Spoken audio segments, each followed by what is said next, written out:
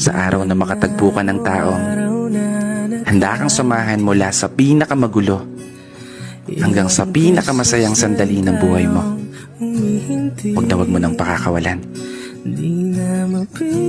Kasi sa mundo na ginagalawan natin ngayon, isang hamon ang makakita ka ng taong magmamahal sa'yo ng tapat at totoo. Taong maituturing mong palagi.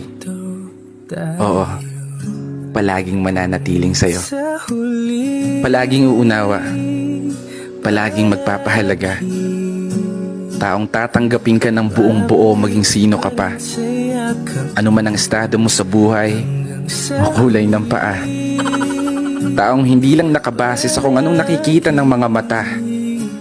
Taong bigla na lang magliligalig nang hindi mo alam ang dahilan. Ay, mali pala.